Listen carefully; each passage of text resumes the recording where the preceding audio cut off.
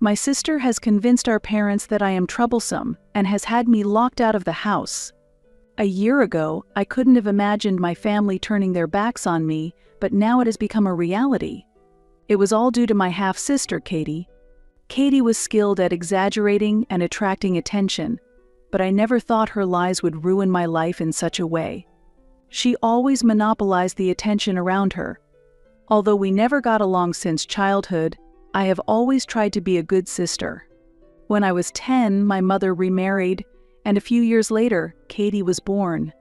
She was always treated as special in the family, always considered right, and deeply loved by my mother and stepfather, Ben. Katie knew how to use her position to manipulate people and was aware of her talent to control others. However, I had no idea how far she would go. It all started with something trivial. Katie kept telling my mother and Ben that I was acting strange and staying out late at night fostering small grievances against me. At first, no one paid any attention, but as I started living alone and was navigating my future after graduating from university at 24, suspicions about me grew within the family. By the time I realized it, it was too late. One day, I got a call from my mother, who said in a tense voice, "Jenny, I need to talk to you. Can you come over?" I had no idea that walking into the living room at home would lead to the collapse of my life. Ben sat on the sofa with his arms crossed and a stern look on his face, while my mother looked determined. And there was Katie, looking innocent, hardly seeming like the person who had driven a wedge between me and my family. My mother started the conversation immediately. "I've heard from Katie," she said with a serious tone in her voice, and then pressed me, "I want you to tell me the truth." "Are you using drugs?" The question was so absurd that I laughed. "What?" "No, I'm not doing drugs," I replied. "Why would you think that?" Ben stared at me and said, "Katie told us that she found drugs in your room last weekend when you stayed over." I couldn't believe what I was hearing. There was no way Katie had been in my room. "That's a lie." I denied it immediately, but Katie interjected with a look of feigned concern. "I really didn't want to say anything, but I've been worried about you, Jenny. Her recent behavior has been odd, so I had to talk to our parents," Katie said, as if she sympathized with me. I was so shocked that I couldn't speak, just staring at her. I had never touched drugs in my life, but it felt futile to say anything. Katie had already skillfully planted seeds of doubt in their minds. Watching my mother and Ben exchange glances, it was clear that they believed her story over mine. It may not matter that I had never done anything suspicious before, as Ben said. That's not all. Katie also mentioned that you've been associating with shady people. "And Jenny, are you selling yourself for money?" he asked. I was stunned that my parents, who had lived with me for years, would so readily believe Katie and suspect me of such things. I said, feeling angry. "Why don't you believe me when I tell you Katie is lying?" But it seemed like my words were hardly reaching them. Katie had set her trap well to frame me, and they had fallen for it. "Jenny," my mother said in a low voice.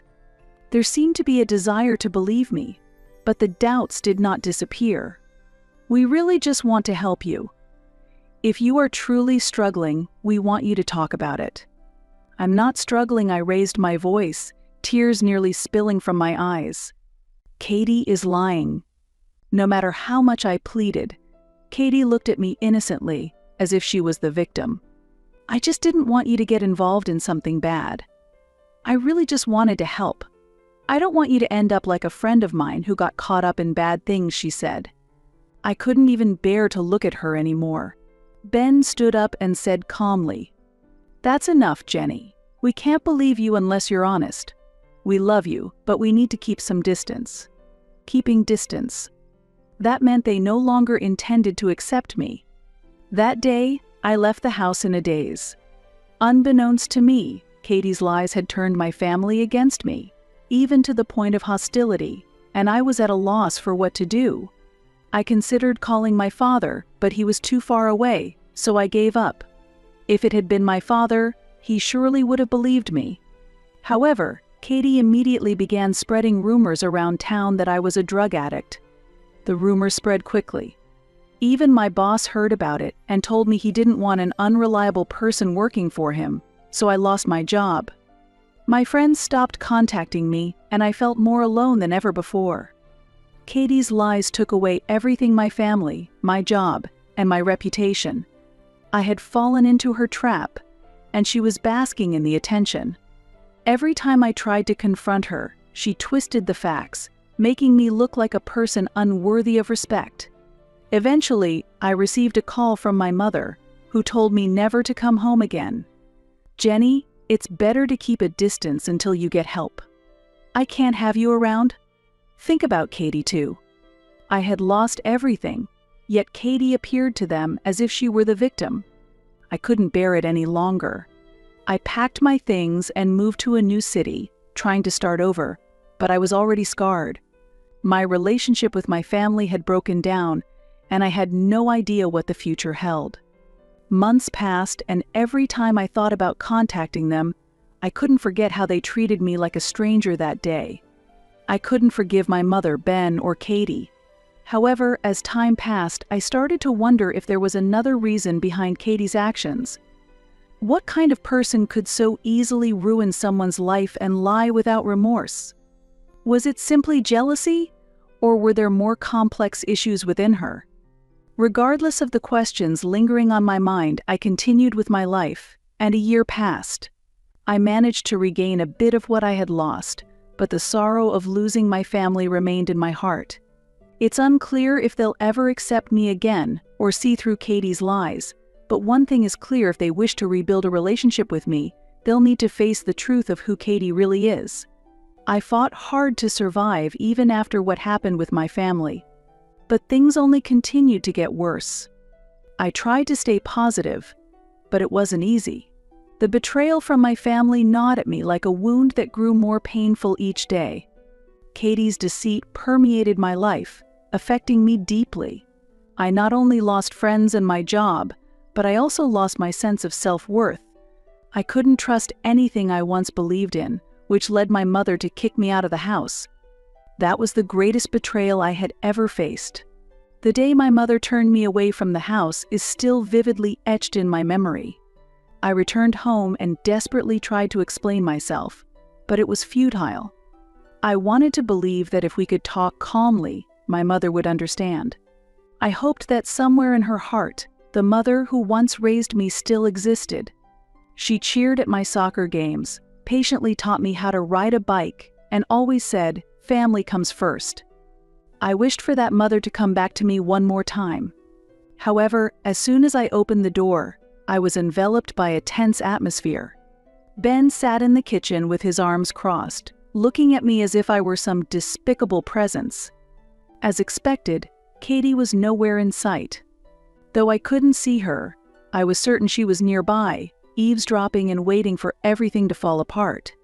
My mother stood next to the kitchen counter, and before I could say a word, her stern expression suggested she had already made a decision. "Mom, we need to talk," I said, trying to keep calm. "I just need you to listen to me for a bit." She didn't respond immediately, and the silence weighed heavily on my chest, pressing down on me.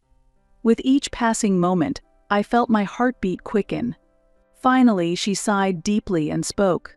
"Jenny, there's nothing left to discuss. I've given you chances, but nothing has changed." Her voice was cold. I replied, my voice trembling, "You're only believing Katie. Everything she's saying is a lie. Please, listen to my side of the story." My mother shook her head silently, her reaction piercing through me. "Enough. Katie has always been worried about you. But there's no evidence to prove that her words are lies." Anger erupted within me, and I could no longer hold it back. She's lying because she hates me. She wants everyone's attention and is making people look at her this way. I pleaded desperately, but my mother's expression remained unchanged, unwilling to listen to me. In a firm tone, she said, "This situation isn't good for either you or Katie. At least until you seek support, it's better for you not to come here. Get some help." Stunned, I asked in disbelief, "Are you seriously saying I need to seek help? I haven't done anything wrong. And I don't use drugs, let alone sell my body. It's all lies made up by Katie. Why do I have to leave the house because of her lies? I pleaded desperately, but my mother's eyes felt cold. I can't stand this oppressive atmosphere. Please just leave. I was dumbfounded by her words. Did my parents really believe Katie's lies over me? I felt as if all my efforts for the family had been for nothing, and it was suffocating. Without saying anything, I left the house and went to my friend Amy's place. She was kind and let me rest on her couch when I was tired. Though I was determined to start over, I couldn't shake off the feeling of being discarded. Every time I saw a family walking in the park or heard someone talk about their parents, my heart ached. I couldn't get Katie out of my mind. Because of her, all the people I cared about had turned their backs on me.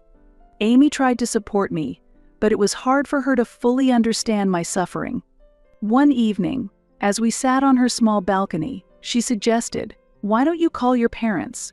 But I knew too well that they had rejected me. Amy looked at me with sympathy, but I felt a hint of doubt in her eyes. She supported me, but unless one experiences it themselves, it's hard to understand how painful it is to be abandoned by family. Over the next few years, I tried to rebuild my life, but it wasn't an easy journey. The lies Katie had spread clung to me forever. In the new town, rumors about me never ceased. Every job application was rejected, and each rejection felt like being buried deeper in a coffin. People started seeing me as someone not to be trusted. Then, about 2 years after being kicked out of the house, something unexpected happened. It was a Saturday afternoon, and I was working at a small cafe. I had finally found stable work as a barista, though it wasn't the dream job I had hoped for. But I needed to earn a living. As I was tidying up the counter, a man approached me. He looked familiar, but I couldn't remember where I had seen him. "Jenny," he called out hesitantly as I looked his way. He gave a small smile. "Do you know who I am?" "It's Chris," he said. He was someone Katie had dated a few years ago. They had broken up around the time she started spreading rumors about me. I wondered what he was doing here. I wanted to turn around and leave, but I politely returned the smile. "Long time no see, Chris. What brings you here?" He twisted nervously and ran his hand through his hair. "I know it's weird, but I wanted to talk to you. I'm not sure how to start, but I want to clear my conscience." I raised an eyebrow. "What do you want to clear up?" I asked. He sighed deeply, looking genuinely regretful. "Everything Katie said about you, the drugs, the prostitution, it was all lies." I was speechless. The situation suddenly felt very real. Chris looked down at the floor. "I'm sorry, I should have said something sooner, but I never expected her to do something like that. Katie has her own issues, and she was always jealous of you. I think that's why she did it." I listened intently, not wanting to miss a word. "She harbored animosity towards you," Chris continued. "Mostly because you're so put together and strong. She was always jealous of you. She wanted more attention from everyone, so she made you out to be the bad guy to get it. I wasn't privy to everything while we were dating, but she said these things after we broke up. She felt guilty. But there was nothing I could have done about it." I was confused. Katie had admitted that it was all lies, and Chris had known the truth all along. I demanded to know why he hadn't told me sooner when I asked. If only Chris had spoken up sooner. If only Chris had stopped Katie. My family could have known the truth years ago. I wouldn't have had to fall apart like that, I shouted. Chris murmured an apology in a soft voice again. I couldn't understand why my parents wouldn't believe me. Katie had the ability to make people doubt others. She even confused my own thoughts. I shook my head vigorously. All the pain Katie had caused was ultimately due to her jealousy. Because of it, I was driven out of my home by my mother and lost my job and family. Chris waited for me to speak, but I couldn't say anything. I couldn't even look at him. All that was left in my heart was anger. "Just go back," I said, turning my back to him. "Jenny, I'm really sorry." He apologized once more before leaving. I gripped the counter, desperately holding myself together under all the pressure. It was all born from Katie's jealousy, and her lies had shattered my life. Years had passed before I finally learned the truth, but what was the point of her lying now? Several years had passed since Chris exposed Katie's lies. Initially, I thought knowing the truth would resolve something, but it only made the old wounds ache. I had been living without my family, navigating my own life. I had started a sales job at a new workplace, and every day was fulfilling. I had also met someone who valued me for who I am, without the burden of my past. I met Paul through a mutual friend 2 years ago, and from the moment we started talking, everything felt right. He didn't pry into my family background or criticize my broken relationships. He understood me as I am. When Paul proposed, he had already become my everything. I felt as though my life was finally starting to come together. We planned a simple, intimate wedding, as a lavish celebration wasn't necessary for us. What mattered to us was building a new life together, a home free of lies and betrayal. Of course, life wasn't that simple. Since being kicked out of my home, I hadn't been in touch with my parents for years. I had cut off all ties, moved away, and even changed my phone number to block any communication. I had heard rumors through social media that my mother and Ben were looking for me, but I never made contact. Then, about 6 months into our wedding preparations, an unexpected email arrived. It was from my mother. I stared at the screen for a while before slowly opening the email. My heart was pounding. The email read, "Jenny, I have thought of you every day since you left. We have finally realized the mistake we made in choosing Katie over you. I can't express how sorry I am for everything that happened. I heard from a friend that you are getting married. I would love to see you as a bride. Please let me meet up with you and apologize for everything that has happened." My mother apologized for all her actions and wanted to mend our relationship. Then, one night, I talked to Paul about Katie, my mother, Ben, and how they had abandoned me when I needed them the most. I also told him everything about how, even after Chris's confession and learning the truth, I couldn't forgive them. Paul listened quietly, his face troubled, but he didn't force me to make any decisions. "You don't need to repay them," he said in a gentle voice. "I won't mind if you don't invite them to the wedding." I did have a lingering longing for the family I had lost. Even though I knew it could never be like before, I wanted my mother to be there on the most important day of my life. However, I struggled with whether I could truly forgive their actions. A week passed, and I finally responded to my mother's email. While I appreciated her apologies, I told her that the wounds were too deep for me to feel ready to return to how things once were. However, since I wanted her at my wedding, if she could understand that our relationship would be different, I was willing to invite her. But I had no intention of inviting Katie or Ben. That was something I couldn't compromise on. A few days later, a call came from an unknown number. I felt something and answered the phone. Jenny, my mother's voice sounded like she was about to cry. I said nothing and just waited for her to speak. "I read your email. I'm really happy that you're inviting me to your wedding," she said joyfully. She continued, "About the wedding, are you really not inviting Katie?" I felt my stomach turn. "I have no intention of inviting Katie to the wedding," I stated clearly. There was silence on the other end of the phone for a while. I could hear her struggling to choose her next words. "Jenny, Katie is your sister. I understand her actions have hurt you, but she is still family. She has grown up since then, regrets her mistakes, and wants to make amends." I could feel the anger that had been dormant inside me begin to stir. Her lies ruined my life. Yet you and Ben believed her without any doubt. I can't accept her showing up at my wedding and acting as if nothing's wrong. She heard my words and tried to persuade me again. This is a chance for us to rebuild our bond as a family. If you don't invite Katie to the wedding, then I can't attend either. It would be unfair. I was shocked that she was using the wedding as leverage to press me to forgive Katie. "Are you serious?" I asked. my voice trembling with disbelief. "I am serious, Jenny. I truly love you and want to be by your side. But I can't ignore Katie. She's my daughter too." I felt nauseous. "So, you're choosing her over me again?" I asked angrily. "After everything that has happened, you're still on her side." She tried desperately to explain that it wasn't about taking sides. This was a family issue, and everyone needed to cooperate. "No," I replied coldly, and continued. "When I needed you, you weren't there for me.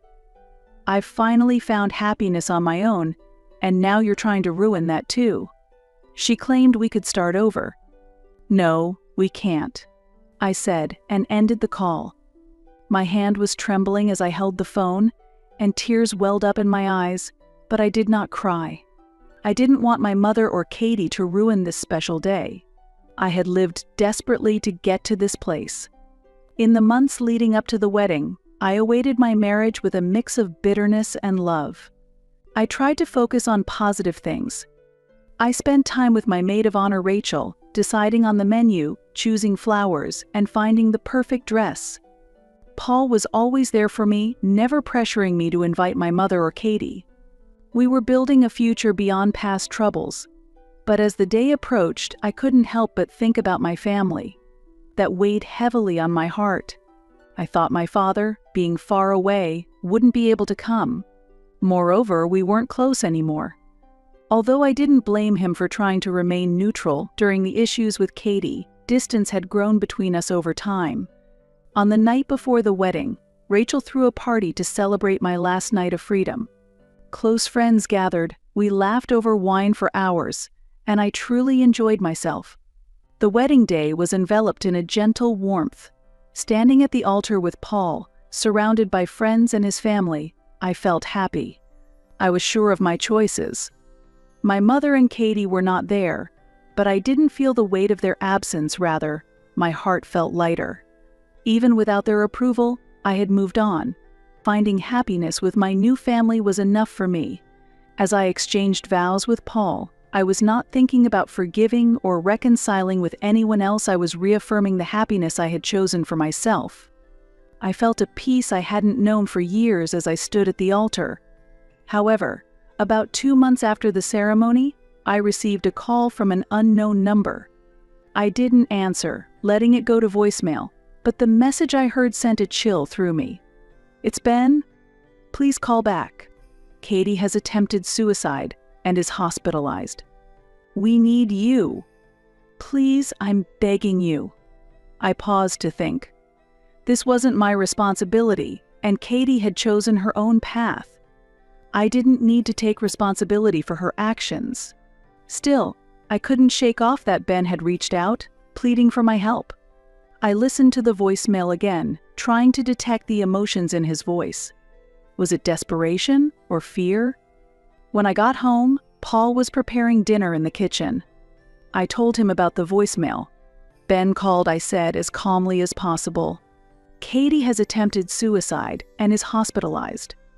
Paul stopped what he was doing and looked at me worriedly. "Did Ben say anything else? Is Katie okay?" "I don't know the details. He just said she's hospitalized and was desperate for me to come." Then, wiping his hands with a towel, Paul came over to me and hugged me gently. "What are you going to do?" "I don't know if I should go," I replied. Paul said in a soft tone, "Jenny, you don't owe them anything. Katie made her own choices, and so did your family. You don't need to feel responsible." That night, I lay awake, haunted by the years of Katie's lies and manipulation, and how my mother had repeatedly chosen her over me. Could I really face the past again? After much thought, I decided not to go to the hospital. Paul supported me, but he asked with concern, "Are you sure about this?" He also said he wanted me to choose a path I wouldn't regret. I told myself, Katie chose this for herself. I've spent too much time fixing problems that aren't my fault because of guilt. I don't want to visit them because of that guilt. And so, I didn't return Ben's call or go to the hospital. I chose to protect my own peace. A few weeks later, I received another call, this time from my mother. It was the first time I'd heard her voice since our conversation before the wedding. "Jenny, it's your mom. I think you're still angry, but Katie is really trying hard in rehab. If you visited, it would motivate her even more. She is reflecting on herself and wants to make amends. I know I keep asking you, and I'm sorry, but I hope you can support her as family." After listening to the message, I deleted it immediately. Katie was in rehab, and according to my mother, acknowledging her actions, but I felt I shouldn't accept those words. I vowed not to fall into that trap again. Katie had manipulated people for years. Even if she was trying to make amends now, the things she had done to me wouldn't just disappear. The scars from her actions, and the fact that my family had abandoned me when I needed them most remained unchanged. Calls continued to come in from them afterward. Ben left a long message on voicemail, filled with his feelings about Katie's situation and their desire to start over as a family. My mother also sent emails asking me to visit Katie at the rehab facility, pleading with me to give her a chance to make amends, but I never responded. I had already made up my mind. Months after Katie's suicide attempt, I unexpectedly ran into Chris. He looked surprised and said, "I didn't expect to meet you here." I managed to smile, though I felt a bit uneasy. It had been a long time since I had seen him after hearing about Katie's lies from him. Now that everything had settled, it felt strange to face him. "Yeah, I was just out with my husband," I replied, nodding slightly towards Paul, who was watching us from a cafe table. Chris paused before continuing. "I don't mean to intrude, but do you know about Katie?" I tensed up at his words. I was tired of hearing about Katie's rehab. He continued talking, not minding my cool demeanor. "She's really trying to change. She understands the pain she caused you, but she's admitting everything and now facing herself." "Chris, please don't." I interrupted him. My voice was calm. "It's good she's getting help, but it's no longer my concern. I'm looking forward." Chris looked at me with a mix of sympathy and sadness. "I understand. But people can change. Katie is really trying to make amends now." "Sorry, but I'm not interested in her amends," I replied sharply, unable to hold back any longer. "I don't owe her anything. Do you understand how much her lies hurt me? So no, I'm not interested in repairing anything with her now." Chris seemed to finally understand that I had no intention of accepting her back. "I just wanted you to know about her," he said before leaving. Paul watched him go, then turned back to me. "Are you okay?" I nodded slowly. "I just want to cherish our life together." As time went on, the calls and messages from my mother and Ben became less frequent. Now I have my own family, and together with Paul, I lead a fulfilled life. Eventually, the calls stopped altogether. My mother and Ben must have realized that I had no intention of returning. It seemed Katie also understood that she could not mend our relationship, and I decided to move on with my life without looking back.